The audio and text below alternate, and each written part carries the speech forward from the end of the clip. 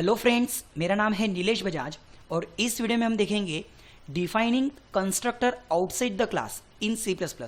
मतलब इस वीडियो में हम देखेंगे कि स्कोप रिजोल्यूशन की मदद से हम कंस्ट्रक्टर को क्लास के बाहर कैसे डिफाइन करेंगे। Okay, so let's start. देखिए, आपने अगर मेरा स्कोप रिजोल्यूशन का वीडियो देखा होगा जिसमें हमने क्या किया था, क्लास के मेंबर फंक्शन को आउटसाइड द क्लास डिफाइन किए थे। जैसे फॉर एग्जांपल मान लो अगर ये जो फंक्शन है इसको मैं यहाँ से जो डेफिनेशन है उसको मैं करता हूँ डिलीट। यहाँ पे अगर मैं फंक्शन को सिर्फ और सिर्फ डिक्लेयर करूँ और इस फंक्शन को मुझे अगर क्लास के बाहर डिफाइन करना है तो सबसे पहले हमें क्या करना पड़ता। अगर आपको आपके इस फंक्शन को क्लास के बाहर डिफाइन करना है तो सबसे पहले आप लिखेंगे उसका रिटर्न टाइप।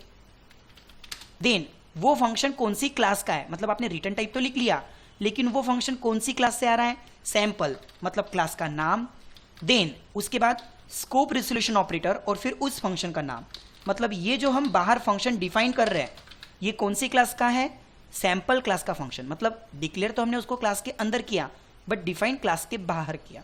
ओके, सेम उसी तरह जिस तरह से हम बाहर डिफाइन कर रहे हैं क्लास के मेंबर फंक्शन को, उसी तरह हम कंस्ट्रक्टर को भी क्लास के बाहर डिफाइन कर सकते हैं। चलो पहले मैं इसके बारे में लिख लेता हूं, like cout data equals to X, then बीच में space y and then ENDL new line. Okay, so now अब सेम मुझे यहाँ पे क्या करना है, ये जो कंस्ट्रक्टर है ओके इसकी जो डेफिनेशन है इसको मैं यहाँ से करता हूँ कट। ओके, और इस कंस्ट्रक्टर को सिर्फ हमने क्या किया, डिक्लेयर।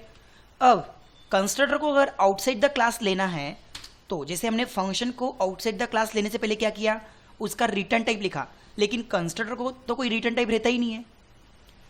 सॉरी, जैसे यहाँ पे हमने क्या किया कि आपके पास में एक फंक्शन है, इसको अगर मैं क्लास के बाहर लेता हूँ, क्लास के बाहर स्कोप रिजोल्यूशन की मदद से डिफाइन करता हूँ, तो सबसे पहले हमने क्या लिखा, उसका रिटर्न टाइप, बाद में क्लास का नाम और फंक्शन का नाम।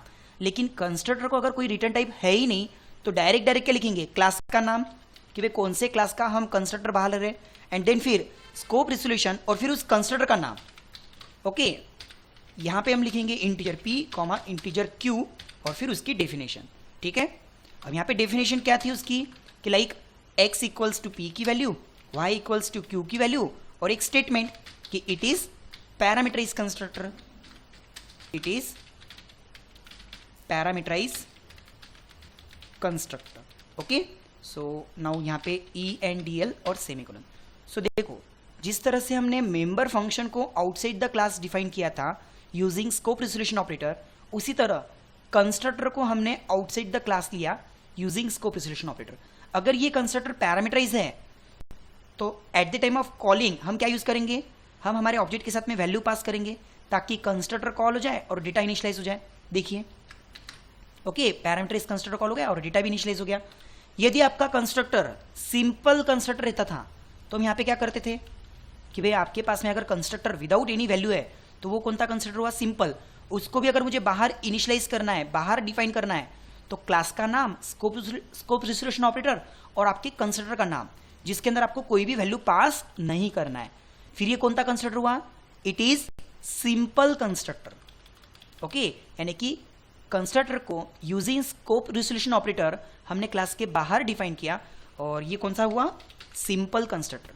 ठीक है, तो इसकी वैल्यू क्या रहेंगी बाय डिफॉल्ट, फिर 0 0, इसकी वैल्यू क्या रहेंगी बाय डिफॉल्ट 0 0।